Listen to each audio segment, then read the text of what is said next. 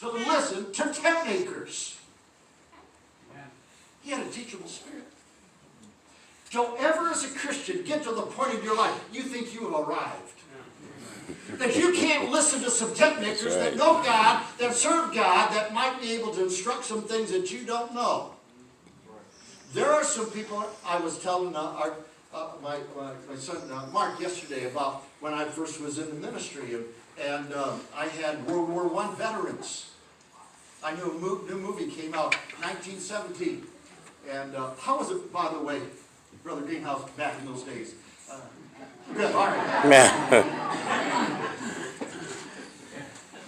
There's only one person that could answer that question, probably, that's here today. But anyways, folks, I had World War I. And Mark said, well, Dad, man, you were just young when yeah, I said, I was a young preacher. He thinks I just was born with gray hair. That's what he thinks. But you'll learn some things.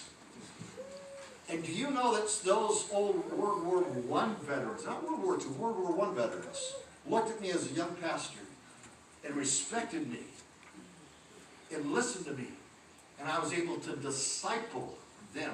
See, they could have thought, that young preacher whippersnapper, that just got out of Bible college, what's he got to say? Folks, listen, there are times that we need to listen. I'll never forget preaching about when Jan and I got married. I did a conference on raising children.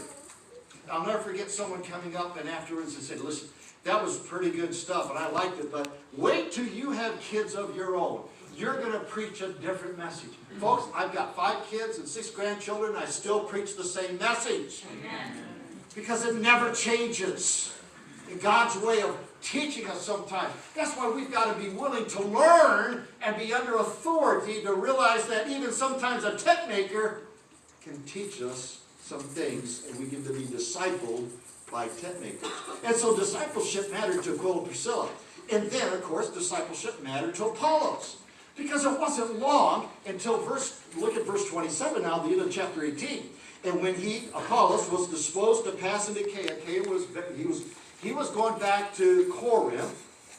The brethren wrote, exhorting the disciples, the followers of Jesus, to receive him, who, when he was come, helped them with much that had believed through faith, grace. And so, what's happened here? Well, again, Apollos is now going to Corinth to teach and to help other believers.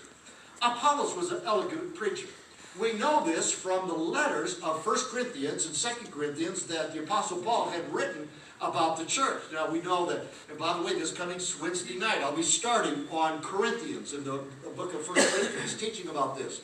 But hang on to Acts chapter 18 and 19. Go with me back to 1 Corinthians chapter 1. Look at verse 12. And notice what he says here. Now this I say, that every one of you saith, I'm of Paul, I'm of Apollos, I'm of Cephas, Peter, and I'm of Christ. What was happening was hero worship within the church. See, if Paul was the founding pastor, and says, oh man, Paul, I like that guy.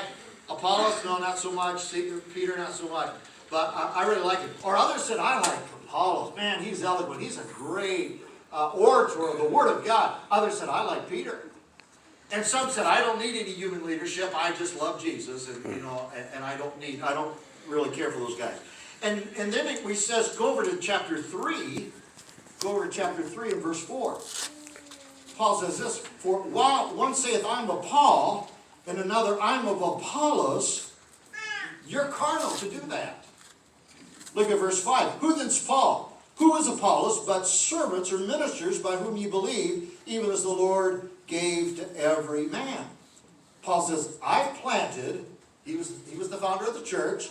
Apollos watered, but God gave the what? The increase. See? Paul planted. Apollos went there to water the seed that was planted, but it was God that was giving the increase, and the ministry thrived because of that. Go back over to, chapter 4. Go back to chapter 16 of 1 Corinthians.